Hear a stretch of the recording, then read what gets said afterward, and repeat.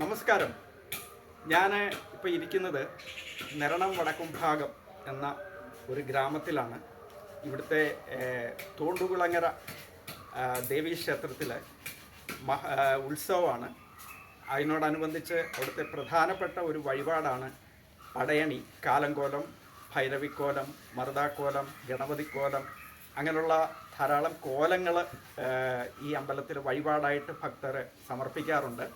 അപ്പം healthy life എന്ന നമ്മുടെ ചാനലിൽ ഇന്ന് നമ്മൾ പറയാൻ ഉദ്ദേശിക്കുന്നത് ഈ പടയണി എന്ന അനുഷ്ഠാന കലയെ സംബന്ധിച്ച ചില കാര്യങ്ങളും ഈ കലാകാരന്മാരും പിന്നെ അത് പടയണിക്കുള്ള കോലങ്ങളുടെ ആ ഒരു നിർമ്മാണവും പിന്നെ ഈ പടയണി നിരണം വടക്കുംഭാഗം തോണ്ടുകുളങ്ങര ദേവീക്ഷേത്രത്തിൽ വളരെ സജീവമായി നിലനിർത്തിക്കൊണ്ടു പോകുന്ന ഒരു ഉന്നത ഉദ്യോഗസ്ഥനായ ശ്രീ പ്രസന്നകുമാർ തെള്ളിയിൽ, അദ്ദേഹത്തിൻ്റെ പിതാവ് ബാലകൃഷ്ണ കുറുപ്പ് ചേട്ടൻ എൻ്റെയും ഒരു ഗുരുവാണ്. അദ്ദേഹം ആണ് ഇവിടെ ഈ പറയുന്ന പടയണി കൊണ്ടുവന്നത്. നേരത്തെ വെളിയിലുള്ള കലാകാരന്മാരൊക്കെ ആയിരുന്നു ഇവിടെ വന്ന് തുള്ളിക്കൊണ്ടിരുന്നത്. പക്ഷേ അദ്ദേഹം മുൻകൈ എടുത്ത് പല ആൾക്കാരെയും ഇത് പഠിപ്പിച്ച് പരിശീലനം നൽകി ഇത് ഇവിടുത്തെ തനത് നാട്ടുകാരായിട്ടുള്ള ആൾക്കാരാണ് ഇപ്പം ഇത് തുള്ളുകയൊക്കെ ചെയ്യുന്നത്. ഒരു നേവിയിൽ സിവിൽ സർവീസിൽ അഡ്മിനിസ്ട്രേറ്റീവ് ഓഫീസറായ അദ്ദേഹത്തിൻ്റെ മകൻ അദ്ദേഹത്തിൻ്റെ ഈ പാരമ്പര്യം നിലനിർത്തിക്കൊണ്ടു പോകുന്നു. അപ്പോൾ നമുക്ക് ഇന്ന് ഈ കലാകാരന്മാരെയും ഈ പറഞ്ഞ സമ്പ്രദായത്തെയും അതുപോലെ തന്നെ ഇത് ഇന്നും സജീവമായി നിലനിർത്തിക്കൊണ്ടുപോകുന്ന നമ്മുടെ പ്രദേശത്ത് നിലനിർത്തിക്കൊണ്ടുപോകുന്ന ശ്രീ പ്രസന്നകുമാർ സാറിനെയും ഒക്കെ ഒന്ന് പരിചയപ്പെടാം. ഇന്ന് നമ്മുടെ ഈ പടയണിയെക്കുറിച്ചും ഈ അനുഷ്ഠാന കലയെക്കുറിച്ചും ഇതിൽ ഇൻവോൾവായ കലാകാരന്മാരെക്കുറിച്ചും എല്ലാം നമ്മളോട് പറഞ്ഞു തരാനായിട്ട് ഭാഗ്യവശാൽ നമ്മുടെ കൂടെ പ്രസന്നകുമാർ സാറുണ്ട്. അപ്പം ഞാൻ സാറിനെ ആദരപൂർവ്വം ക്ഷണിക്കുന്നു. നമസ്കാരം. ഇരുന്നത്തെ സാറേ, ഈ ഒരു കലാരൂപത്തെ നെഞ്ചിലേറ്റി ഇപ്പോഴും നിലനിർത്തിക്കൊണ്ട് പോകാനും ഭക്തർക്ക് ശ്രീ തോണ്ടുകുളങ്ങര അമ്മയ്ക്ക് വഴിപാടായിട്ട് ഇത് സമർപ്പിക്കാനും ഒക്കെയുള്ള കാര്യങ്ങൾ ചെയ്ത് കൊടുക്കുന്ന ഒരാളെന്ന നിലയിൽ സാറിന് എന്താണ് പറയാനുള്ളത്? എൻ്റെ ആദ്യമായി എനിക്ക് ഞങ്ങളുടെ ഇഷ്ടവരദായിനിയായ തോണ്ടുകുളങ്ങരയമ്മയെ സ്തുതിച്ചുകൊണ്ട്, കാരണം ഈ വഴിപാടും കാര്യങ്ങളും എല്ലാം അമ്മയുടെ പ്രീതിക്കായി നമ്മൾ സമർപ്പിക്കുന്നതാണ്. ആയതിലേക്ക് ഒത്തിരി വളരെയധികം ബുദ്ധിമുട്ടുകളും കാര്യങ്ങളൊക്കെ ഉണ്ട്. അപ്പോൾ തുടങ്ങുന്നതിന് മുമ്പ് തന്നെ ഭഗവതി ഒന്ന് സ്തുതിച്ചുകൊണ്ട് തുടങ്ങട്ടെ എന്ന് തീർച്ചയായിട്ടും നല്ല കാര്യം. അമ്മേ മഹേശ്വരി തോണ്ടുകുളങ്ങര വാഴും അമ്മേ ജഗദീശ്വരി, ഏഴകൾ ഞങ്ങൾക്കു വന്നു കൂടും പിഴ അമ്മേ തരുക. ഇങ്ങനെയാണ് ഞങ്ങളുടെ കോലം വഴിപാടുകൾ പടയണി ആരംഭിക്കുന്നത്. ശരി സാറേ, പടയണി എന്നത് ഒരു അനുഷ്ഠാന കലാരൂപമാണ്. അതായത് ഒരു കല എന്നതിൽ മാത്രം ഒതുങ്ങി നിൽക്കാതെ ഭക്തരുടെ വിശ്വാസവും അതുപോലെ തന്നെ അനുഷ്ഠാനവും ആചാരങ്ങളും എല്ലാം ഒത്തുചേർന്ന ഒന്നാണ് പടയണി. ഇതിനെക്കുറിച്ച് ഒന്ന് വിശദീകരിക്കാം. തീർച്ചയായിട്ടും വിശദീകരിക്കാം. ആദ്യമായി എനിക്ക് പറയാനുള്ളത്, ഇത് പുസ്തകത്തിൽ നിന്ന് കണ്ടുപിടിച്ചതോ മറ്റുള്ള കാര്യങ്ങളുടെ സിദ്ധിക്കുന്ന ഒരു കാര്യമല്ല. അച്ഛനമ്മമാരുടെ കൂടെ, അച്ഛന്മാരുടെ അപ്പൂവന്മാരുടെ അമ്മാവന്മാരുടെ കൂടെയും നടന്ന് ഞങ്ങളൊരു ഗ്രൂപ്പ് ഓഫ് പീപ്പിൾ ആണ് ഈ ഒരു വഴിപാട് വിജയിപ്പിക്കാൻ അഹോരാത്രം പണിയെടുക്കുന്ന കുറേ ആൾക്കാരും കുറേ മേഖലകളും ഇതിലുണ്ട്. പ്രധാനമായും നമ്മൾ പറയുന്ന ഈ വഴിപാട് സമർപ്പിക്കുന്ന ഒരു ഭക്തജനത്തിന് നമ്മളിത് ഒരു സാംസ്കാരിക പൈതൃകത്തെ വിളിച്ചോതുന്ന, പ്രത്യേകിച്ച് ലിംഗപുരാണത്തിൽ നദീതട സംസ്കാരത്തിലെ കാര്യങ്ങളെ വിളിച്ചുകൊണ്ട് സാമൂഹ്യ ഐക്യവും സമത്വവും എല്ലാ ദേശത്തിന് വേണ്ട മുഴുവൻ അഭിവൃദ്ധികളെയും പ്രതിപാദനം ചെയ്തുകൊണ്ടാണ് ഈ ഒരു പടയണി. അതിൽ വിശിഷ്യ ഒത്തിരി കോലങ്ങളുണ്ട്. അത് ഞങ്ങളുടെ ദേവിക്ക് ഏറ്റവും ഇഷ്ട വഴിപാട് കാലങ്കോലമാണ്. അപ്പം ഇതൊരു ഗ്രൂപ്പ് ഓഫ് പീപ്പിൾ മൊത്തമായി, അതായത് കവുങ്ങിൽ കയറുന്ന ആൾ മുതൽ പാള ചെത്തുന്ന നാൾ മുതൽ അത് സംഘടിപ്പിച്ച് കൊണ്ടുവരുന്ന ആൾ മുതൽ കവുങ്ങ് കയറുന്ന ആൾ മുതൽ അങ്ങനെ ഗ്രൂപ്പ് ഓഫ് പീപ്പിൾ ഏകദേശം ഒരു 50-60 പേരുടെ എങ്കിലും ഏറ്റവും ഭയങ്കരമായ അത്യധ്വാനത്തിൻ്റെ ഫലമായാണ് ഒരു കോലങ്ങൾ നമ്മൾ കാലങ്കോലമായാലും ഭൈരവിക്കോലമായാലും നമ്മൾ അമ്മയുടെ മുമ്പിൽ ആടി ഭക്തർക്ക് വേണ്ടി സമർപ്പിക്കുന്നു. ശരി സാർ. ഈ കോലങ്ങൾ കാണുമ്പോൾ എൻ്റെ മനസ്സിൽ വരുന്നത് ഒരു വാചകമാണ്, അതായത് പാളയിൽ വിരിയുന്ന കവിത എന്ന് പറഞ്ഞാൽ അതുപോലെ മനോഹരമാണ് കോലങ്ങൾ. അപ്പം ഇത് വരയ്ക്കാൻ ഉപയോഗിക്കുന്ന നിറങ്ങൾ, ഇത് എങ്ങനെയാണ് നിർമ്മിക്കുന്നത്, ഇതിനെക്കുറിച്ചൊക്കെ സാറ് ഞങ്ങളുടെ പ്രേക്ഷകർക്ക് വേണ്ടി ഒന്ന് പറഞ്ഞു തരാം. തീർച്ചയായും പറയാം. ഇതിൽ പറയുന്നതിന് മുമ്പ് തന്നെ ഞാനിത് കാണിച്ച് അന്ന് വിശദീകരിക്കുന്നതായിരിക്കും നല്ലത്. വളരെ നല്ല കാര്യം. തീർച്ചയായും. അപ്പം അതിനെ ഞാൻ വിശദീകരിക്കട്ടെ. തീർച്ചയായിട്ടും. ഇത് വിശദീകരിക്കുന്നതിന് മുമ്പായിട്ട് ഞങ്ങളിൽ ഈ ആചാരം അനുഷ്ഠാനങ്ങൾ ഞങ്ങളെ നൽകി തന്ന ഞങ്ങളുടെ ഒരു ഗുരുകാരണവരുണ്ട്. അദ്ദേഹത്തിൻ്റെ ഫോട്ടോ മുതൽ നമുക്കിങ്ങനെ തുടങ്ങാം. അപ്പോൾ ദയവായി ഇങ്ങനെ വന്ന് നമുക്കിത് കണ്ട് ഷൂട്ട് ചെയ്ത് കാലങ്ങളോളം 65-70 വർഷക്കാലത്തോളം ഈ തോടുകുളം അമ്പലത്തിൽ പടയണി നമ്മൾ ഇത് പുനഃസ്ഥാപിച്ച ആളും അതിനുവേണ്ടി ഞങ്ങൾക്ക് നേതൃത്വം നൽകിയ ആളുമാണ് ശ്രീമാൻ KG ബാലകൃഷ്ണകുറുപ്പ്. എൻ്റെ അച്ഛനാണ്. അങ്ങേയറ്റം കഷ്ടപ്പെട്ട് ചെയ്തെന്ന ആളാണ്. ഇങ്ങനെ വന്ന് നമ്മൾ അദ്ദേഹം ഉപയോഗിച്ച കസേരയാണ് ഇപ്പം ഞങ്ങളെ ഏൽപ്പിച്ചിട്ട് അദ്ദേഹം ഇത് സ്വർഗത്തിരുന്ന് കണ്ട് ആസ്വദിക്കുകയാണ്. നമ്മളെ ഈ കാലങ്കോലമാണ് ഈ നിരത്തി വെച്ചിരിക്കുന്നത്. ഇതാണ് പ്രധാനമായ വഴിപാടുകൾ. അപ്പോൾ ഇതിങ്ങനെ കാലങ്കോലം നിരത്തി വെച്ച് നമ്മൾ ഓരോ വഴിപാടായ കാര്യങ്ങളാണ് അതിൻ്റെ നടത്തി ഇങ്ങനെയുണ്ട്. അത് കഴിഞ്ഞ് ഇപ്പുറത്ത് ഭൈരവിക്കോലം എന്ന് പറയുന്ന പ്രധാനപ്പെട്ടൊരു കോലമുണ്ട്. അത് കാണിച്ചിട്ട് അതിൻ്റെ പണിപ്പുരയാണത്, അതിൻ്റെ ചട്ടങ്ങളാണത്.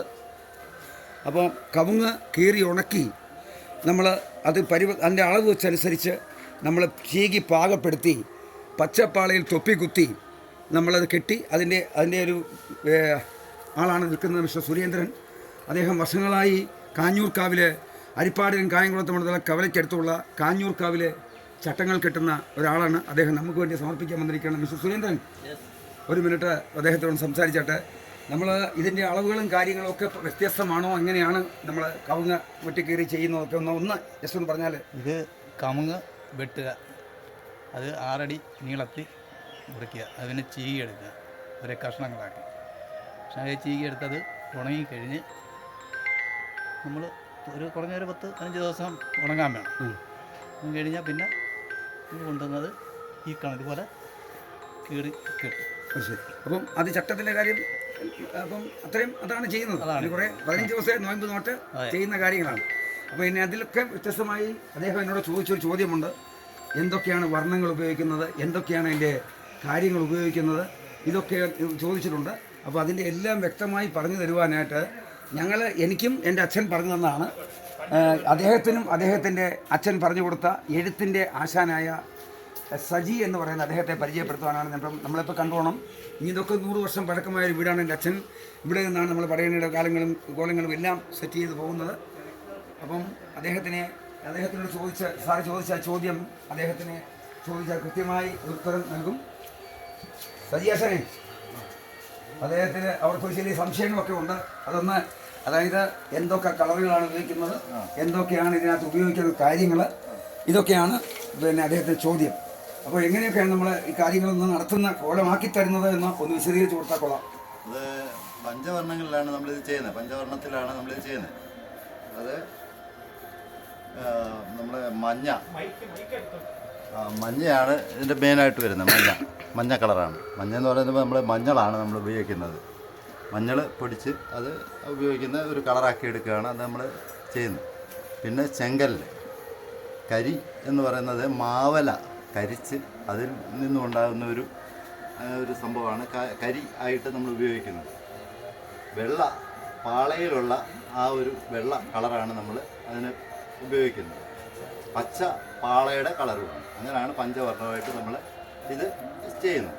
അങ്ങനെയാണ് ഈ കോലങ്ങൾ നമ്മൾ ഈ കളറുകൾ വരുന്നതായിട്ട് നമ്മൾ ചെയ്യുന്നു. പിന്നെ ഇതെല്ലാം ഇതിനാവശ്യമായുള്ള സാധനങ്ങളാണ്. കുരുത്തോല എന്നാണ് ഇതിൻ്റെ പേര്. അതുപോലെ തന്നെ ഇത് നമ്മൾ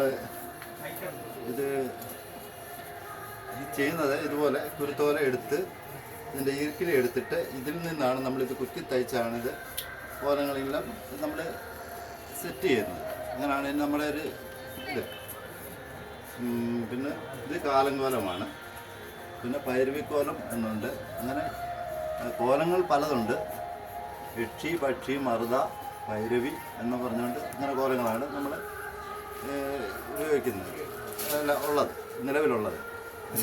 അശാൻ അതുകൂടെ പറഞ്ഞു കൊടുത്തോട്ടെ, നമ്മൾ എങ്ങനെയാണ് നമ്മൾ രണ്ടുപേരും ഈ മേഖലയിലേക്ക് എത്തുന്നത്? അദ്ദേഹത്തിന്റെ അച്ഛൻ വിട്ടു പഠിപ്പിച്ചതാണ് അല്ലെ? അച്ഛന്റെ പേര്? ഞാൻ എൻ്റെ കുഞ്ഞുനാൾ മുതലാണ് ഈ കുടുംബമായിട്ട് അതുപോലെ എനിക്ക് ഭയങ്കരമായ ഒരു ബന്ധമുള്ള ഒരാളാണ് ഞാൻ. എൻ്റെ അച്ഛനാണ് കുട്ടച്ചൻ എന്ന് പറയുന്ന ഒരാളാണ്. അദ്ദേഹമാണ് ഇവിടെ വന്ന്, ഞാൻ കുഞ്ഞുനാൾ മുതൽ എൻ്റെ അച്ഛൻ്റെ കൂടെ വന്ന് ഇവിടെ കുഞ്ഞുനാൾ മുതൽ ഞാൻ എൻ്റെ അച്ഛൻ്റെ കൂടെ വന്ന് ഇതുപോലെ എൻ്റെ സഹോദരന്മാരാണിത്. എൻ്റെ സഹോദരൻ്റെ മക്കളെ, എൻ്റെ മക്കൾ, എൻ്റെ ചേട്ടനന്മാരായിട്ടുള്ള മക്കളെല്ലാം ഞങ്ങളെല്ലാവരും ആയിക്കോട്ടെ. അപ്പോൾ എല്ലാവരും കൂടെ കൂടി ചെയ്തതാണ് ഞങ്ങളിത്. ഒരു സംരംഭമാണിത്. ഇനിയിപ്പോൾ അത് അങ്ങോട്ടൊന്ന് മാറി കാണിച്ചു തരാം. ഇതിൻ്റെ ബേസിക്കായിട്ട് നടക്കുന്ന കാര്യങ്ങൾ ആശാൻ ഇറങ്ങി വന്നിട്ട്, ആശാൻ ഇവിടെ നിന്നിട്ട്, അത് ഇതാണ് നമ്മൾ പാളകൾ ഇങ്ങനെ കിടക്കുന്ന ഭാഗമാണ്. അപ്പം ആദ്യത്തെ പ്രാരംഭ നടപടിയായിട്ട് പാളയെത്തുകയാണ്. പാളയെത്തുന്നു. ആ പാളയെത്തി ഒരുക്കിയതിന് ശേഷം കാലങ്കോളത്തിൻ്റെ ചട്ടക്കൂടാണിത്. തൊപ്പിയിൽ നമ്മൾ ചട്ടമുണ്ടാക്കി വെക്കുന്ന കാര്യങ്ങളാണ് ഇത്. നമ്മൾ ചട്ടങ്ങൾ കണ്ട ഇതിലാണ് നമ്മൾ ആ കോലം നിർമ്മിച്ചിരിക്കുന്നത്. അപ്പം കണ്ടോ ആ കോലം നിർമ്മിച്ചിരിക്കുന്നത് ഇങ്ങനെ ഒരു പാളയാണ്.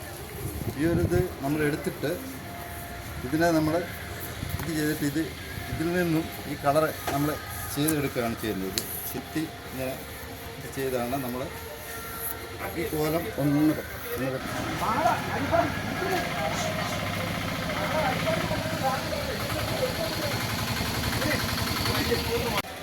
കാഞ്ഞൂരാണ്. കാഞ്ഞൂരിൽ നിന്ന് പാളകൾ കൊണ്ടുവരാണ്. ഇങ്ങനെ ഓരോ ദിവസവും പാള കൊണ്ടുവന്നാണ് നമ്മൾ ഈ വക കാര്യങ്ങൾ നടത്തുന്നത്. കുരുത്തോല, പാള, പൂക്കുല. ഇപ്പോൾ നമുക്ക് അവരുടെ ബുദ്ധിമുട്ട് കാണുമ്പോൾ ഇപ്പോൾ എന്തെല്ലാം പ്രയാസപ്പെട്ടാണ് കൊണ്ടുവരുന്നുള്ള ഇതിൻ്റെ പ്രയാസങ്ങൾ നിങ്ങൾ മനസ്സിലാക്കണം. ഇപ്പോൾ വേണ്ട നാളത്തേക്കുള്ള പാളയെ എന്ന് കൊണ്ടുവരുന്നത്, മറ്റേ നാളത്തേക്കുള്ള പാള പിന്നെ കൊണ്ടുവരും. അങ്ങനെ കുറേ ബുദ്ധിമുട്ടുള്ള ഗ്രൂപ്പ് ഓഫ് പീപ്പിളിൻ്റെ ആണെന്ന് പറഞ്ഞതിന് കാര്യങ്ങളാണ്. അങ്ങനെ ഇറക്കിയിട്ട് പക്ഷേ അന്നേരം കിട്ടിയില്ലേ? പാളയെ കൊണ്ടുവന്നല്ലോ. നമ്മളെ ഇതേപോലുള്ള പാളകളാണ് നമ്മൾ ഇതിന് ഉപയോഗിക്കുന്നത്. ഇത് നമ്മൾ ചെയ്യുന്നത്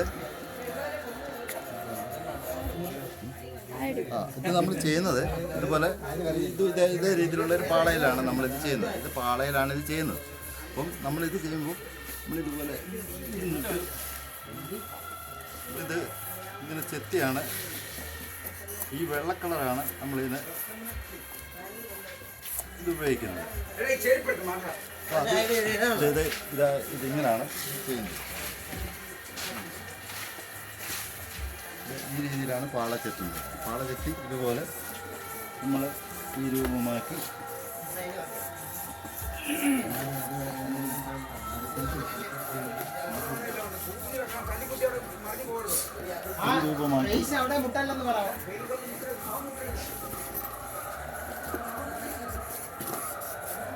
ഇതാണ് ഇതിൻ്റെ ഇതിൽ നമ്മളിത് വെട്ടി ഇതെടുത്ത്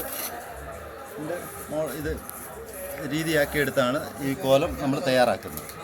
ഇത് എഴുതുന്നത്, കോലം എഴുതുന്നത്.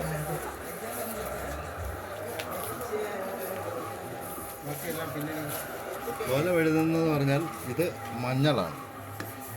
മഞ്ഞൾ ആണ്.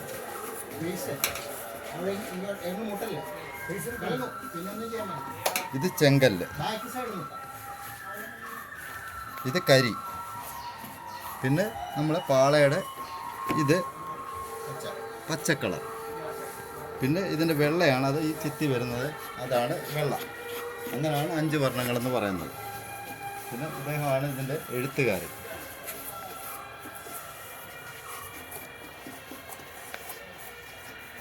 ഇതെൻ്റെ അനുജനാണ്. ഇതെൻ്റെ സഹോദരങ്ങൾ, ഇതെൻ്റെ മകൻ, ഇതെൻ്റെ ചേട്ടൻ, ഇതെൻ്റെ സഹോദരൻ. ഇങ്ങനെയാണ് ഞങ്ങളിത് ചെയ്യുന്നത്. ഞങ്ങൾ ഒരു ടീമായിട്ടാണ് ഇത് വർക്ക് ചെയ്യുന്നത്. പിന്നെ ബാക്കിയുള്ള കാര്യങ്ങൾ എന്താ ചോദ്യം എന്താ? തലയാട്ടുമ്പോഴത്തേക്കും അതല്ലേ ഇതിൻ്റെ എന്ന് പറയാം, ഈ പച്ച എന്ന് പറഞ്ഞാൽ ഇതിൻ്റെ ഒരു വർണ്ണമാണ്. ഇത് വൈറ്റ്, ഇതൊരു വർണ്ണം. പിന്നെ ഇത് റെഡ്, ഇത് മഞ്ഞൾ പൊടിച്ചെടുത്ത. പിന്നെ ഇത് കരി എന്ന് പറഞ്ഞാൽ മാവല കരിച്ചെടുത്ത സാധനം. അപ്പോൾ ഇത്ര പഞ്ചവർണ്ണമാണ് നമ്മൾ ഇതിൻ്റെ അകത്ത് ചേർക്കുന്നത്. അങ്ങനെ വരച്ചെടുത്ത് ഇതെന്ന് പറഞ്ഞാൽ മറുതാക്കോലം. പിന്നെ ഇത് ഗണപതി കോലം. ഇത് ആദ്യമായിട്ട് തുള്ളുന്ന ഒരു കോലമാണ് ഗണപതി കോലം. പിശാശ് കോലം എന്ന് പറയും. ഫസ്റ്റ് കൊള്ളുന്ന ഒരു കോലമാണ് അത്. ഫസ്റ്റ് കൊള്ളുന്നതുകൊണ്ട് ഗണപതി കോലം എന്ന് പറയും.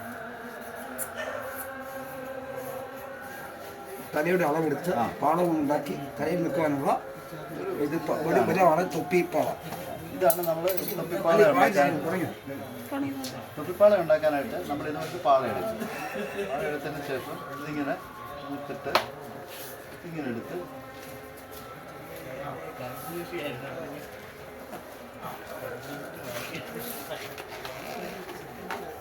ഇങ്ങനെ വെച്ചാണ് നമ്മൾ തുപ്പിപ്പാട ഇതുണ്ടാക്കുന്നത്. ഇതാണ് ഇതിൻ്റെ ഇതിവിടെ നമ്മൾ ലോക്ക് ചെയ്ത് ഇത് വെച്ച് അങ്ങനെയാണ് ഇത് ചെയ്യുന്നത്. അതാണ് ഇതിൻ്റെ അതായത് ഈ കോലത്തിൻ്റെ തൊപ്പി എന്ന് പറയുന്ന സാധനം.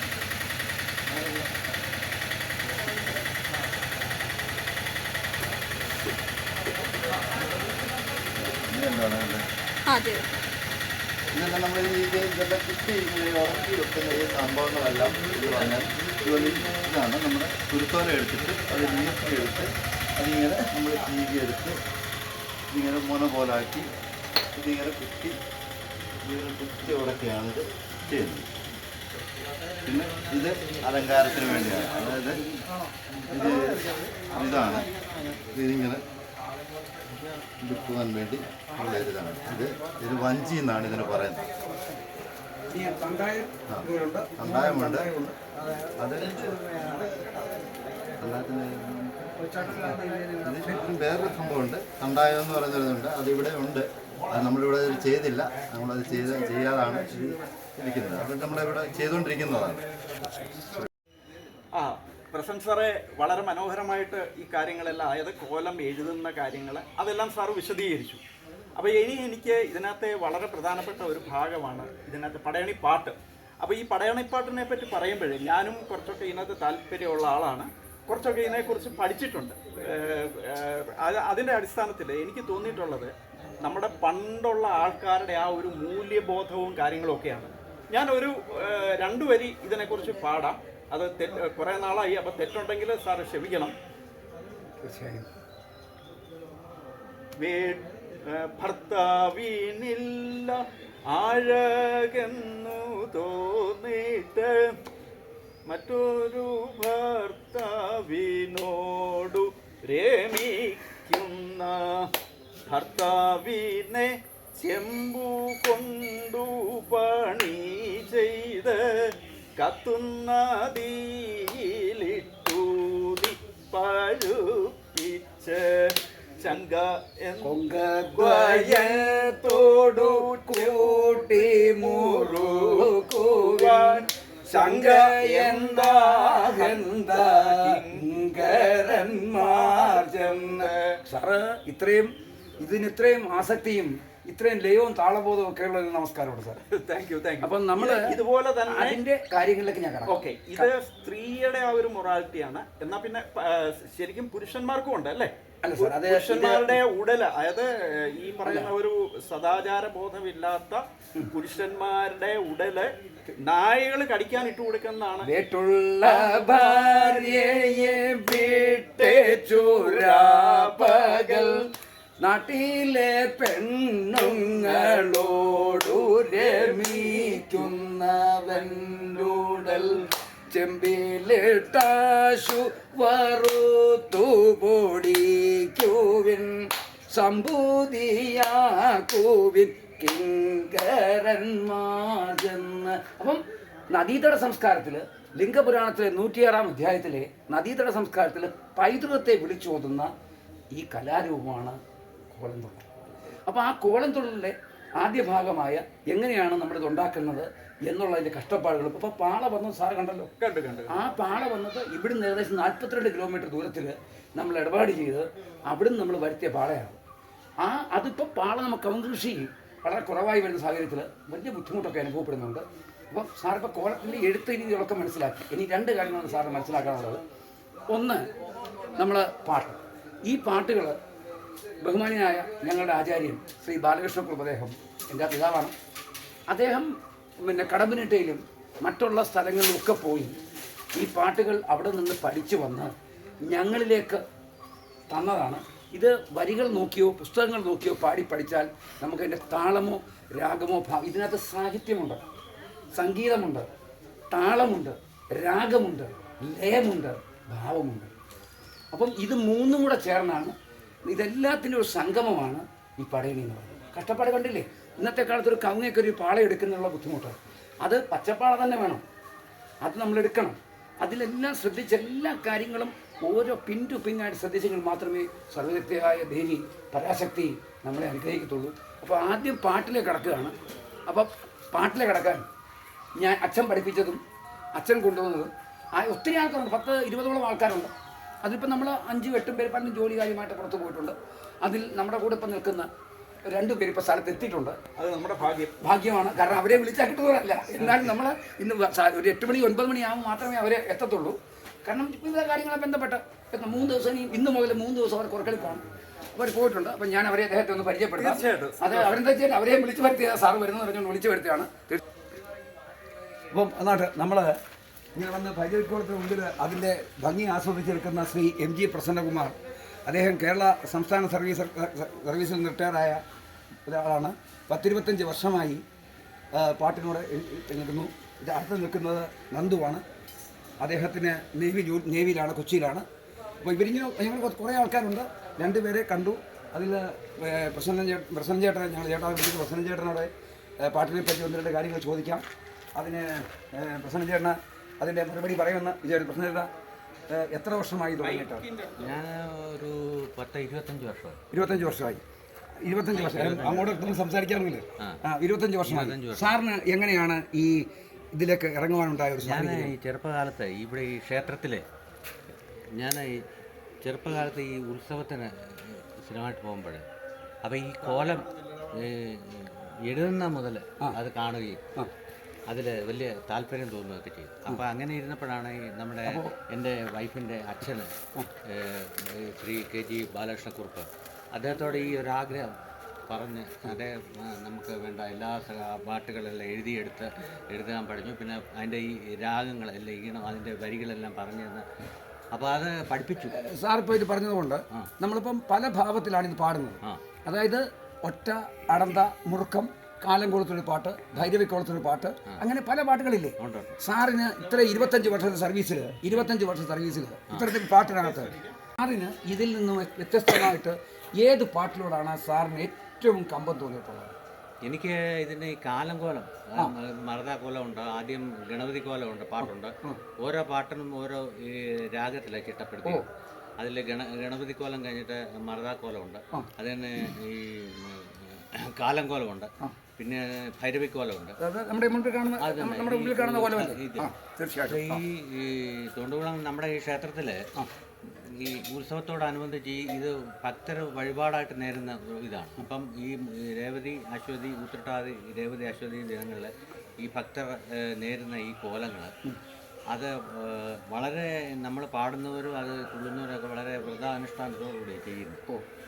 മറ്റൊരു കാര്യം എന്ന് പറഞ്ഞാൽ ഇത് ഇപ്പോൾ ഈ അടുത്ത സമയത്ത് ഈ കദളിമംഗലം ക്ഷേത്രം കഴിഞ്ഞപ്പോൾ ഈ ഒരു ക്ഷേത്രത്തിലുള്ളത്. അപ്പോൾ ഈ ക്ഷേത്രം എന്ന് പറഞ്ഞാൽ അതിപുരാതനമായ കാലം മുതലേ അരക്കേശി, സുന്ദരേഷി, കാലേഷി അങ്ങനെ നിരവധി കോലങ്ങളൊക്കെ ഉണ്ടായിരുന്നു. ഇപ്പോൾ അത് മാറി മാറി ചുരുക്കിയത് കൊണ്ടല്ല നമ്മുടെ ഒരു വിഷയം. നമുക്ക് സമയം വഴിപാടുകൾ കൂടുന്നു. അപ്പം നമ്മുടെ ദേവിക്ക് കാലം കോലം കൂടുതൽ ആവശ്യമായതുകൊണ്ട് വഴിപാടങ്ങനെ വരുന്നതുകൊണ്ട് നമ്മളങ്ങനെ ചെയ്യുന്നുള്ളൂ. ഇപ്പോൾ സാറിനോട് ഞാൻ ചോദിക്കുന്നത്, ഒരു സാറിന് ഇഷ്ടപ്പെട്ട ഒരു പാട്ടിൻ്റെ ഒരു ലൈന് ഒന്ന് പാടണം. അതിന് മുമ്പ് മിസ് നന്ദു, നിൻ്റെ അനുഭവം ഒന്ന് പറയുക. കാരണം നീ എങ്ങനെയാണ് ഇതിലേക്ക് വരുവാനുള്ള ഒരു സാഹചര്യം? ഞാനിപ്പം ഇത് പാടി തുടങ്ങിയിട്ടൊരു 5 വർഷത്തോളാവുന്നേ ഉള്ളൂ. പിന്നെ ഇതിലേക്ക് വരാനുള്ള കാരണം എന്ന് വെച്ച് കഴിഞ്ഞാൽ എന്നോടൊരു നമുക്ക് കമ്പം തോന്നി, അങ്ങനെ നമുക്ക് പാടണം അല്ലെങ്കിൽ ഇതിൽ പ്രവർത്തിക്കണം തോന്നി, അങ്ങനെ ഇതിലേക്ക് വന്നതാണ്. പിന്നെ എൻ്റെ ഗുരു എന്ന് പറഞ്ഞത് പ്രസന്നൻ ചേട്ടനാണ്. അല്ല, ഞാൻ ചോദിക്കുന്നത് ഇതുകൊണ്ടൊരു ആത്മനിർവൃതിയോ ഒരു സംതൃപ്തിയോ അല്ലെ ഒരു അനുഭവമോ നിനക്ക്, നിൻ്റെ ഒരു ഓരോ വർഷം കൂടുമ്പോൾ നിനക്കുണ്ടാകുന്ന ഒരു ഭക്തിയോ അതിൻ്റെ ഒരു എന്താണ് അതിൻ്റെ ഒരു സംതൃപ്തി എന്നൊന്ന് വിശദീകരിക്കാമോ? ഇതിൻ്റെ പാട്ട് കേൾക്കുമ്പോൾ തന്നെ നമുക്ക് ഒരു പ്രത്യേക പ്രകമ്പനമാണ്. അതായത് ഇത് പല രീതിയിലും പല താളത്തിനുമുള്ള ആ പാട്ട് കേൾക്കുമ്പോഴത്തേക്കും നമുക്ക് പൊതുവെ ഇതിലേക്ക് വരാൻ നമുക്ക് തോന്നുകയും ചെയ്യും, പാടാൻ തോന്നും. മെയിനായിട്ടുള്ള കാര്യം. അപ്പോൾ നമുക്ക് എന്താ അങ്ങനെയാണെങ്കിൽ ഒരു 2 ലൈന് ഞങ്ങളൊന്ന് പാടാം. അപ്പോൾ 1-2 ലൈന് ഒന്ന് പാടാം. എന്താ? ഗജമുഖകരദന്തം സ്വർണ്ണരൂപം സുനേത്രോ സുരസുരമഹകായം ശക്തിനേത്രാണി ശാന്തം തനുതുകിൽ മണിദന്തം സർവലോകാഗ്രപൂജ ഗണപതി അഭയം നിത്യം ശ്രീ മഹാദേവശംഭോ. അപ്പം ഞങ്ങളിത് ഗണപതിയെ സ്തുതിക്കുന്ന ഓരോ ഇങ്ങനെ സ്തുതിപ്പുണ്ട്. അപ്പോൾ അങ്ങനെ എല്ലാതും നമ്മൾ സ്തുതിച്ചതിന് ശേഷമാണ് നമ്മൾ പാട്ടുകൾ തുടങ്ങുന്നത്. അപ്പം ആ പാട്ടുകൾക്ക് ഓരോ ചിട്ടകളുണ്ട്. അടന്ത, ഒറ്റ, മുറുക്കം, അങ്ങനെ പെരുമുറുക്കം, അങ്ങനെയൊക്കെ ഉള്ള ചിട്ടകളുണ്ട്. അപ്പോൾ ഞങ്ങൾ അത് 1-2 കാര്യങ്ങളൂടെ അത് വ്യക്തമായിക്കൊണ്ട് നമുക്ക് ഇത് കാണാതെ പാടുന്ന ബുക്ക് നോക്കിയോ അല്ലെങ്കിൽ ഫ്രണ്ടിൽ ലാപ്ടോപ്പ് വെച്ചോ ഒന്നും പാടാൻ പറ്റുന്ന കാര്യങ്ങളല്ല. ഇതിന് 3 ഭാവങ്ങളാണ്. ആദ്യം വരുന്ന ഭാവം എന്ന് പറയുന്നത് കഥ പറഞ്ഞ് ഉണ്ടാകുന്ന ഒരു ചരിത്രം, രണ്ടാമത് അച്ഛനും മകനുമായുള്ള സംവാദം, മൂന്നാമത് കാലൻ മാർക്കണ്ഡേയനെ പിടിക്കാൻ പോകുന്നു, അത് രൗദ്രഭാവത്തിലാണ്. അങ്ങനെ പല ഭാവങ്ങളാണ് പാടുന്നത്. അതെല്ലാം വിശദീകരിക്കാം സാർ, അത് വിശദീകരിക്കാം. ഒരു പാട്ട് ഞങ്ങൾ പാടിയതിന് ശേഷം അത് വിശദീകരിക്കാം. സാറേ, ഈ പടയണി അല്ലെങ്കിൽ കോലംതുള്ളൽ എന്നൊക്കെ പറയുന്നത് സാധാരണ ദേവീക്ഷേത്രങ്ങളിലാണല്ലോ കണ്ടുവരുന്നത്. തീർച്ചയായിട്ടും അത് ഇങ്ങനെ ദാരികവധവുമായിട്ട് ബന്ധപ്പെട്ടാണെന്ന് ഞാൻ കേട്ടിട്ടുണ്ട്. അതിനെക്കുറിച്ചൊന്ന് വിശദീകരിക്കാം. പറയാം. നമ്മൾ ദേവീക്ഷേത്രത്തിൽ ഭദ്രകാളി ദേവീക്ഷേത്രത്തിലാണ് ഈ പടയണി മഹോത്സവം നടത്തുന്നത്. അപ്പം വിവിധ തരം കോലങ്ങളുണ്ട്. അപ്പം നമ്മളത് താല്പര്യമനുസരിച്ചാണ് നടത്തിക്കൊടുക്കുന്നത്. ഭദ്രകാളി ക്ഷേത്രത്തിൽ മാത്രമേ ഇതുള്ളൂ. എന്തുകൊണ്ടാണെന്നാൽ സാറ് പറഞ്ഞത് വളരെ കറക്റ്റാണ്. ദാരികവധവുമായി ബന്ധപ്പെട്ട് മാത്രമാണ്. അതിൻ്റെ ഒരു ഐതിഹ്യം ചുരുക്കത്തിൽ ഞാനൊന്ന് പറയാം. ദാരികനെ നിഗ്രഹിച്ച് കോപം പൂണ്ട ഭദ്രകാളി കലിത്തുള്ളി ദാരിക ശിരസുമായി കൈലാസത്തിലെത്തുമ്പോൾ ഇന്ദ്രാദിദേവകൾ മുഴുവൻ പേടിച്ച് വിറവും. ഏത് രീതിയിൽ നോക്കിയിട്ടും ഭദ്രകാളിയമ്മയുടെ ആ കോപം അടക്കുവാൻ പറ്റും. അപ്പം മഹാദേവന് എന്ത് ചെയ്തു? പഞ്ചഭൂതങ്ങളെ കോലം കെട്ടിച്ച് ഭദ്രകാളി ദേവിയുടെ മുമ്പിൽ നൃത്തത്തിന് വിട്ടു. പക്ഷേ അതൊന്നും ചെന്നിട്ട് പഞ്ചഭൂതങ്ങൾ നൃത്തം നടത്തിയിട്ടും എല്ലാ ഭാവങ്ങളിലും നൃത്തം നടത്തിയിട്ടും ആ കോപം അടങ്ങാത്തത് വന്നപ്പോൾ സുബ്രഹ്മണ്യ സ്വാമിയെ വിളിച്ചു പറഞ്ഞു, ഈ ഭദ്രകാളിയുടെ കോപം അടക്കുവാൻ വേണ്ടി ആ ഭദ്രകാളിയമ്മയുടെ പ്രതിരൂപം ഏറ്റവും ഭംഗിയായി നിർമ്മിച്ച് അതിൻ്റെ മുമ്പിൽ ചെന്ന് ആടാൻ നിർദ്ദേശിച്ചു. ഉടൻ തന്നെ പാളയും പച്ചില ചാന്തും എല്ലാം എടുത്ത് സുബ്രഹ്മണ്യൻ ഭയങ്കരമായ ഒരു കോലം നിർമ്മിച്ച് ഭദ്രകാളിയമ്മയുടെ മുമ്പിൽ ഉറഞ്ഞു തുള്ളുമ്പോൾ ഭദ്രകാളിയുടെ കോപം ശമിച്ചു എന്നാണ് ഇതിൽ കഥ. അതുകൊണ്ട് മാത്രമാണ് ദാരിക വധത്തിന് ഏറ്റവും വലിയ പ്രസക്തിയുള്ളത്. അത് ഭൈരവിക്കോലവുമായി ബന്ധപ്പെട്ട് പോകണം. പിന്നെ കോലങ്ങളെ സംബന്ധിച്ച് ആദ്യമായി കളത്തിലെത്തുന്ന കോലം പിശാചാണ്. പാളയിൽ കരിയും. പക്ഷേ പിശാചാണെങ്കിൽ പോലും പഞ്ചകോലങ്ങളിൽ ഒന്നാണത്. പക്ഷേ ഗണപതി കോലമായി അറിയപ്പെടും. അതിൻ്റെ അടുത്തത് വരുന്നതായി മറുതാക്കോലമാണ്. അത് പിശാച് തന്നെയാണ്, പക്ഷേ മറുതാക്കോലമായി അറിയപ്പെടും. പക്ഷേ ഇതെല്ലാം നമ്മൾ ചെയ്യുമ്പോഴും നമ്മുടെ തോണ്ടുകളമ്മയ്ക്ക് ഏറ്റവും കൂടുതൽ വഴിപാടായി സ്വീകരിക്കുന്നതും ഇഷ്ടവും, കാരണം അലങ്കാര സ്വരൂപിണിയും ആനന്ദദായിനിയും അനുഗ്രഹവർഷിണിയുമായ തോണ്ടുകളമ്മയ്ക്ക് ഏറ്റവും പണ്ട് മുതൽ പറഞ്ഞു കേട്ടിട്ടുള്ളതാണ്. ആചാരങ്ങളും അനുഷ്ഠാനങ്ങളും സാറിനറിയാൻ കൂടുതൽ എങ്കിലും കാലങ്കോലമാണ് അമ്മയ്ക്ക് സ്വീകരിക്കുന്നത്. അതിൻ്റെ ഇതിവൃത്തം മാർക്കണ്ഡേയ ചരിത്രമാണ്. അപ്പം സാറ് ഈ കാലങ്കോലത്തിൻ്റെ ഒക്കെ പാട്ടുകൾ കുറച്ചൊന്ന് ഒരു സംക്ഷിപ്തമായിട്ട് അതൊന്ന് ചെറിയ ഒരു ഡിസ്ക്രിപ്ഷനോടെ ഓരോന്നിനും വേണ്ടി ഓരോന്നായി പറഞ്ഞു തരാം. അപ്പോൾ പറയുമ്പം ഒരു കാര്യം കൂടെ നമ്മളെ പ്രേക്ഷകരും ഭക്തജനങ്ങളും മനസ്സിലാക്കേണ്ടതുണ്ട്. ഇതെല്ലാം നമ്മൾ പഠിച്ചു വരുന്നത് ഗുരുക്കന്മാരിൽ നിന്നാണ്. അപ്പോൾ ഇപ്പം കോല വീഴുന്നത് കണ്ടില്ലേ, സയ്യാസനെ കണ്ടില്ലേ, അദ്ദേഹം അച്ഛൻ്റെ കെയർ ഓഫിലാണ് പഠിച്ചു വന്നത്. ഞാനും പ്രസന്നൻ ചേട്ടനും ഇപ്പം നന്ദുവും ഇവിടെ പാടുന്ന മുഴുവൻ ആൾക്കാരും ഈ ഗുരുക്കന്മാരുടെ കയ്യിൽ നിന്ന് വന്നാണ്. ഇതിന് ലിഖിതമായിട്ടോ അല്ലെങ്കിൽ ലാപ്ടോപ്പ് നോക്കിയോ ഒന്നും പഠിക്കാൻ പറ്റത്തില്ല. ഒരു 5-6 താളങ്ങളുണ്ട്, ലയമുണ്ട്. പ്രേക്ഷകർക്ക് അതിൻ്റെ അർത്ഥം മനസ്സിലാകുന്ന രീതിയിലാണ് കഥ വർണ്ണിക്കുന്നത്. അപ്പം ഞങ്ങൾ ഓരോ കോലത്തെ പറ്റി വിശദീകരിച്ചുകൊണ്ട് ഞങ്ങൾ അതിൻ്റെ ഒരു 2 ലൈൻ വെച്ച് പാടി നോക്കാം. ആയിക്കോട്ടെ. ഈ വർഷം ഞങ്ങൾ 4 കുഞ്ഞുങ്ങളെ കൂടെ തുള്ളൽ പഠിപ്പിക്കാൻ പരിചയം കൊടുത്തിട്ടുണ്ട്.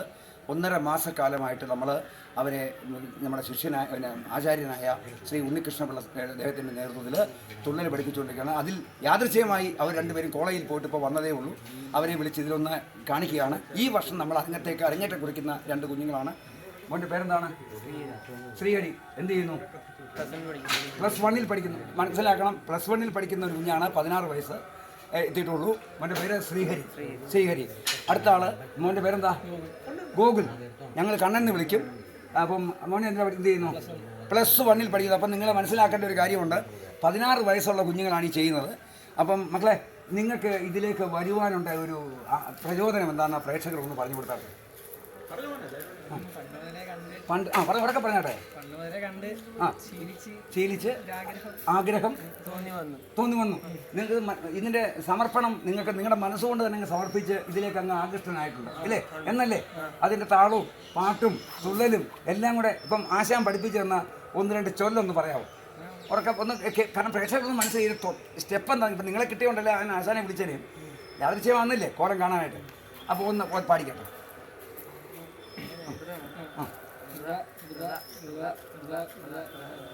ഉറക്കൊരു പാടി.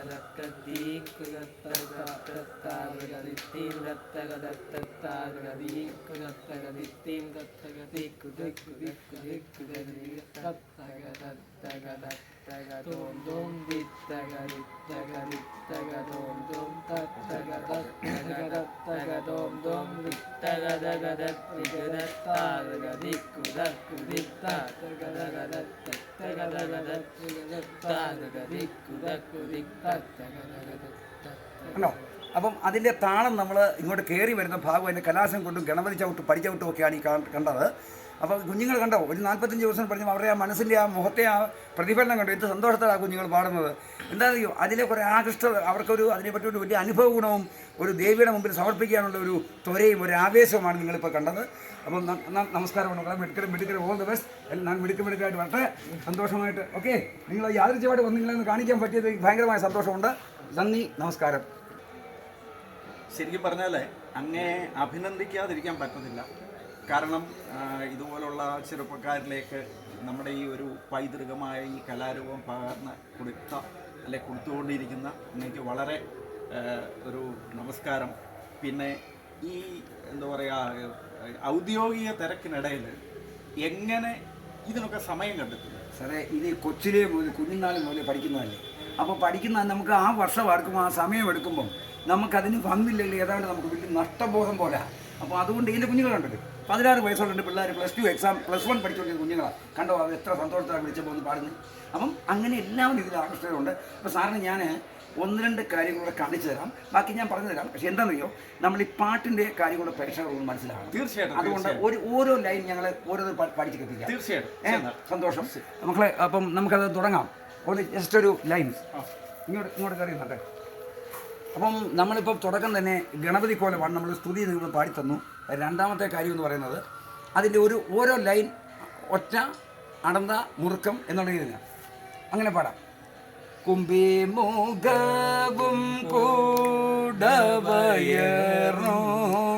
വൻവേഴും തുമ്പിക്കരവും കൊമ്പും മറ്റുള്ള കൈകളിൽ ആയുധവും മുട്ടും തിരുപാദ പങ്കജവും. ഒറ്റയാണ്. ഒന്നാഞ്ഞറുക്കിലെ ചോറിങ്കൽ വരികെ 100 കോടിയിലെ ഭൂതപിശാചി ഒന്നേ കളം ഒന്നേ തിരി 1.5 കോടിയിലെ വിരുന്നുണ്ടു പോകാൻ. ഇങ്ങനെയാണ് ഒരു 8 ഘട്ടം. അത് കഴിയുമ്പോൾ മുറുക്കം വരും.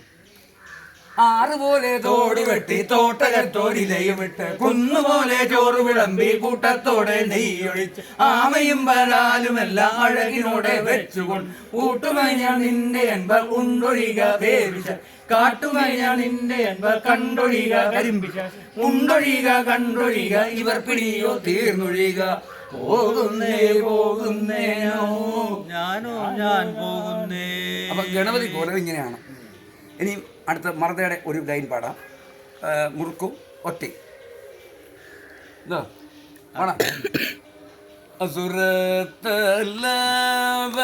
അസുരത്തലവനാം ദൈത്യരാജൻ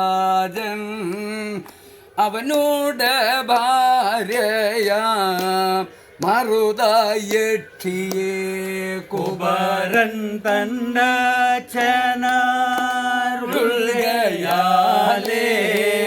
കുതപ്പെണ്ണേ കൂഴൻ ആടിത്തുള്ളൂ. ഇങ്ങനൊരു 12 ഖണ്ഡിക.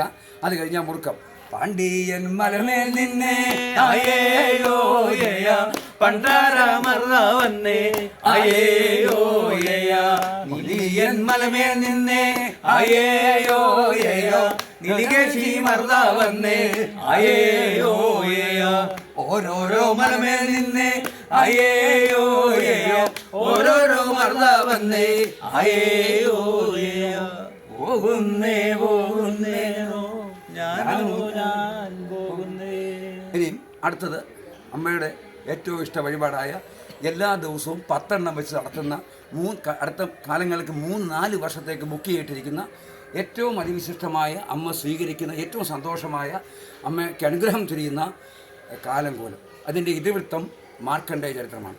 അത് ഞങ്ങൾ 3 ഘട്ടമായിട്ടാണ് പാടുന്നത്. ആദ്യം ഈ മാർക്കണ്ഡേയൻ ഉണ്ടാകുന്ന ഒരു സ്തുതിപ്പും പാട്ടുമായിട്ട്, അതിനുശേഷം അച്ഛനും മകനുമായിട്ടുള്ള സംവാദം 2ാം ഘട്ടം. 3ാം ഘട്ടം എന്ന് പറയുന്നത് കാലൻ തൃക്കടവൂർ വന്ന് മാർക്കണ്ഡേയനെ കൊണ്ടുപോകാൻ വരുന്ന ചരിത്രമാണ്.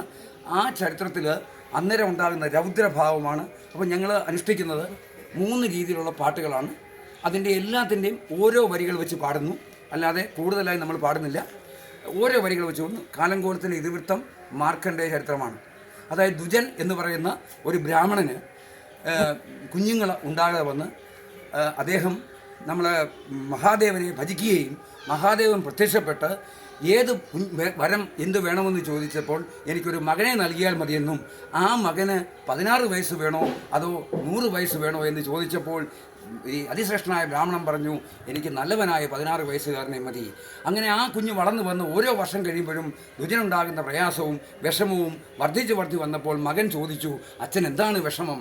അപ്പം ഈ കാര്യങ്ങൾ മനസ്സില്ലാ മനസ്സോട് തുറന്നു പറയുകയും അപ്പോൾ മകൻ പറഞ്ഞു, എന്നെ സൃഷ്ടിച്ച എന്നെ ജനിപ്പിച്ച മഹാദേവനെ ഞാൻ ഭജിച്ചാൽ തീർച്ചയായും എനിക്ക് മഹാദേവൻ വന്ന് അച്ഛൻ്റെ ആഗ്രഹപ്രകാരം ഞാൻ കാലങ്ങളോളം ജീവിച്ചിരിക്കും. ഇതാണ് ഇതിൻ്റെ ഇതിവൃത്തം. അതിൻ്റെ 2-3 സ്റ്റെപ്പിലെ 2-3 കാര്യങ്ങളൂടെ പറഞ്ഞ് നമ്മളെ ഒത്തിരി ബുദ്ധിമുട്ടിക്കുക ശരിയല്ല, എങ്കിലും പറയുന്നു. ഭഗവാനെ ഭജിച്ച് ഭഗവാൻ നൽകിയ വരം കൊടുത്തതിന് ശേഷം ഇല്ലത്തേക്ക് വരുന്ന ഭാഗമാണ് ഞങ്ങൾ സ്തുതിപ്പായിട്ട്. 13ഓളം സ്തുതിപ്പുകളുണ്ട്. അതിലൊരേ സ്തുതിപ്പ് പാടിക്കൊണ്ട് പാട്ടിൻ്റെ 2 ലൈൻ പാടുന്നു. ഓരോ ഘട്ടം. ഇല്ലത്തങ്ങുടനെ ഗമിച്ചു ദുജനും ഇല്ലെന്നേ ഭാര്യയോട് ദാസേന രമിച്ചു വാണു സുഖമായി തെല്ലങ്ങു ചെന്നൊരു നല്ല മാനിന് ഗർഭമാണ്ട സമയേ ക്രിയകളെല്ലാം കഴിച്ചന്ദ്രൻ മെല്ലെ പെറ്റതു തിങ്കൾ 10 തികയും കല്യാണമാം വാസരേ.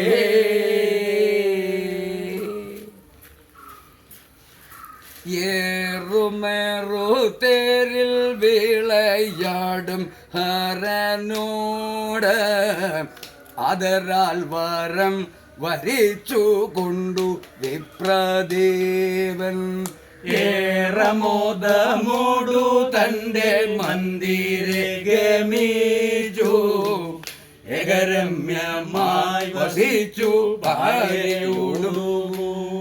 അങ്ങനെ മകന് 12 വയസ്സാകുന്നവരുടെ ഒരു സ്റ്റാൻസയാണ് ആദ്യം കടത്തിൽ തുള്ളുന്നത്. അതിനുശേഷം രണ്ടാമത്തെ ഇതായിട്ട് വരുന്നത് അച്ഛനും മകനുമായിട്ടുള്ള സംവാദമാണ്. അതിൻ്റെ ഒരു ശ്ലോകം നമ്മൾ പാടിക്കൊണ്ട് അതിലേക്ക് തീർന്നു. ഇല്ല ഞങ്ങ വിഷാദം എത്ര വലുതായി ഉണ്ടെന്നു തോന്നിയിടില്ല വസ്തു വന്നാൽ സഹിക്കാവതോ എല്ലാം ഈശ്വരനിൽ വിലാസം. അതിനാൽ വല്ലായ്മ തീർന്നിടുകിൽ ചൊല്ലാൻ നീടിന ശ്രീ മഹേശ്വര വിഭോ എല്ലായ്പ്പോഴും കൈതൊഴാം. മകനോടിത്തരമോരോ സഹതാപങ്ങളെ ചൊല്ലി തകതാർവെന്തുടൻ കേഴുന്നതു നേരോ അടുത്താർ വന്ദന ചെയ്തു പടുത്ത മുള്ളൊരു ബാലൻ മരിച്ചിടാതീതം ആശു കതിച്ചേവം.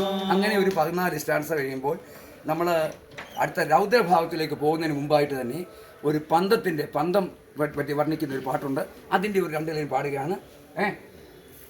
അന്നോജമൂല പൊരുളായ ബന്ധം ഭിന്നു രണ്ടായി പിളർന്നൊരു ബന്ധം ഈരഞ്ചുതിക്കും നിറഞ്ഞുള്ള ബന്ധം ഈശന്റെ കണ്ണിൽ ജോലിച്ചോരു. അങ്ങനെ ഒരു 9 വരെ 51 വരെ പാടാമെന്നാണ്. ഞങ്ങൾ 9 പാടി 51 നിർത്തി പാടുന്നതാണ് പന്തം. അത് പിടിച്ചു വാങ്ങിച്ചതിന് ശേഷം അടുത്തതായിട്ട് കാലൻ അടച്ച ഭൂതഗണങ്ങൾ വന്ന് മാർക്കണ്ഡനെ പിടിക്കാൻ വരുന്ന രൗദ്രഭാവമാണ് അടുത്തത്. എന്താ ഭടജടവചനവും കേട്ടെത്രയും കോപമോടെ കടുതരമുടനെ കാലതെന്നും ധരിച്ചേ പടിവോടു മഹിഷത്തിൻ മീതിലേറി തിരിച്ചാൽ ഷടുതിയൊടികാലൻ ബാലനെ കൊണ്ടുപോരാ. കണ്ണും പാരം ചുമന്ന കടുതല മലറി പാശവും ദണ്ടുമായി തിണ്ണം മാർക്കണ്ഡനെ കൊണ്ട് യമപുരി അതിലങ്ങാക്കുവാനായെടുത്താൻ. പൊന്നന്മാരായ ദൂതപരിഷേ വിരവിൽ കണ്ടു ഹരൻ തന്റെ അടുക്കൽ തിണ്ണം കോപിച്ചടുത്തങ്ങ് യമഭടരവരെ ആട്ടിയോടി ചയച്ച. പടയോടു കൂടി യമനോടനാർത്തു നിജപൂരി തന്നിൽ നിന്ന് കടുതര കോപമോടെ തൃക്കടവൂരിൽ ഉടനുടനെത്തിയ വാറേ അകക്കാമ്പിലറിഞ്ഞല്ലി വസിക്കും നീശരാ പോറ്റി അനർത്ഥം വന്നടുക്കാതെ തടുത്താലും ദണ്ഡിയോടി അടുക്കുന്നു ഉണ്ണിഭാരം ഭ്രമിക്കുന്നു ചണ്ടകോപത്തോടുകൂടി ദണ്ഡുമായി അടുക്കുന്നു. അങ്ങനെ ഞങ്ങൾ കാലനെ പിടിച്ച് കെട്ടി ലാസ്റ്റ് ഒരു ശ്ലോകം ചൊല്ലി മുറുക്കിയെടുക്കണം. നന്നായി വീണു വണങ്ങി വരവും ധന്യൻ കൊടുത്തിടിനാൻ പേർത്തും നീ എന്നെ നോക്ക് അപമൃദയമകാല നിന്നോടു ഞാൻ ചൊന്നതി പോൽ നിൻ കയ്യിൽ തന്ന വാളിന്ന് ഒരു മടി പിഴ കൂടാതെ ആശുതി തന്നിടണോ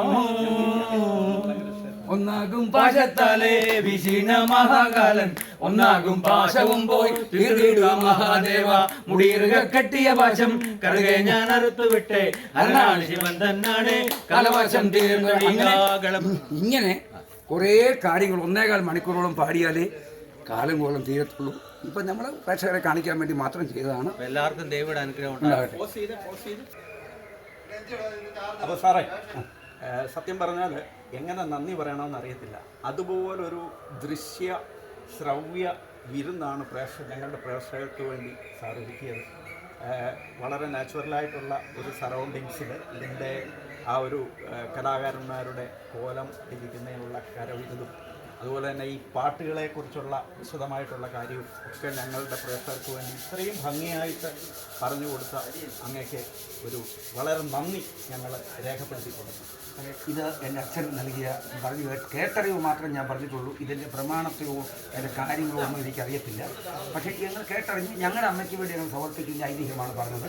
എന്തെങ്കിലും തെറ്റുകുറ്റങ്ങൾ അതിലുണ്ടായിട്ടുണ്ടെങ്കിൽ എല്ലാ പ്രേക്ഷകരോടും ഭക്തജനങ്ങളോടും ഭയം ഞാൻ ക്ഷമ ചോദിക്കുന്നു. കാരണം എന്നെ എൻ്റെ അച്ഛൻ പഠിപ്പിച്ചത് കേട്ടറിഞ്ഞ ഞാൻ ചെയ്യുന്നതാണ്. അപ്പോൾ അത് ഞാനിങ്ങനെ പറയുന്നുണ്ട്. അപ്പോൾ എനിക്കൊരു ഒരാഗ്രഹം എൻ്റെ മനസ്സിൽ ഓടിയെത്തുന്നു. കാരണം സാറിവിടെ വന്നപ്പോൾ ഈ ഒരു ശീലൊന്നും, അതായത് ഒരു ശീല് സാർ പാടിയായിട്ട് എൻ്റെ മനസ്സിലൊന്ന് ഓർമ്മ വരും. അപ്പോൾ അതൊന്ന് പാടിയാൽ അത് ഞങ്ങളുടെ ഇതിലുള്ളത് തന്നെയാണ്. സാറിന് എങ്ങനെ കിട്ടിയെന്ന് എനിക്കറിയത്തില്ല. എങ്കിലും ഒന്ന് പാടിയാൽ എനിക്ക് സന്തോഷമാണ്. ഏതാണാവോ? എൻ്റെ ഇതിൻ്റെ മൂന്നാമത്തെ ഭാഗമായ കാലംകോളത്ത് ഒരു പാട്ടിലെ മൂന്നാമത്തെ ഭാഗമായ രൗദ്രഭാഗത്തിൽ കാലൻ ദൂതപരീക്ഷകൾ മാർക്കണ്ഡേയനെ പിടിക്കാൻ പോകുന്ന ഭാഗമാണ്. ഭാഗത്തിലാണ് സാർ അത് പാടിയത്. അപ്പോൾ രണ്ടിലേ ഞങ്ങൾക്ക് വേണ്ടി ഒന്ന് പാടാം, ഞങ്ങൾ കൂടെ പാടാം. ഇത് പിന്നെ കേട്ടറിവാണ്, അല്ലാതെ എന്താ പറയുക, ഇത് ഒരു വൈദഗ്ധ്യമുള്ള ആളൊന്നുമല്ല ഞാൻ. എന്നാലും ആ കേട്ടറിവ് വെച്ചിട്ട് ഞാനൊന്ന് ശ്രമിക്കണം. ഓ ശരി, ഞങ്ങളുടെ കൂടെ ഉണ്ട്. ശരി ശരി. രണ്ടും കയറുമായി സിംഹാസനത്തിന്മേൽ പൊണ്ണത്തമോടു ഞെളിഞ്ഞിരുന്നിട്ടോരോ ദണ്ഡങ്ങൾ ഞങ്ങളെ കൊണ്ടു ചെയ്യിക്കയും കണ്ണുമൂരുട്ടി കടുക്ക പറകയും. വെരി ഗുഡ് സാറേ. ഇത് അടുത്ത വർഷം പോലെ ഞങ്ങളുടെ കൂടെ വല്ലപ്പോഴും വന്ന് പാടി തരണം. തീർച്ചയായിട്ടും അങ്ങയുടെ ഒരു പരിശീലനം ലഭ്യമാവുകയാണെങ്കിൽ തീർച്ചയായിട്ടും പാടാം. കാരണം എനിക്കിത് മനസ്സുകൊണ്ട് ഇഷ്ടപ്പെടുന്ന ഒരു കലാകാരനാണ്. അപ്പം നമ്മുടെ പ്രസന്നകുമാറിനും സാറിനും വളരെ നന്ദി. സാറ് വിദ്യാഭ്യാസ വകുപ്പിലെ ഒരു ഉന്നത ഉദ്യോഗസ്ഥനായിട്ട് റിട്ടയർ ചെയ്ത ആളാണ്. അദ്ദേഹത്തെ പോലുള്ള ആൾക്കാരും ഈ ഒരു കലയെ പ്രോത്സാഹിപ്പിക്കാൻ വേണ്ടി ഇതിനകത്ത് നിൽക്കുന്നു എന്ന് പറഞ്ഞതിൽ വളരെ സന്തോഷം. അപ്പം രണ്ടുപേർ അതുപോലെ എല്ലാ കലാകാരന്മാർക്കും അതുപോലെ നന്ദി എന്ന് സതിയാശോട് കൊടുത്തത്. കാരണം നമ്മുടെ ആശാനല്ലേ, എഴുത്തിന്റെ വിദഗ്ധനല്ലേ.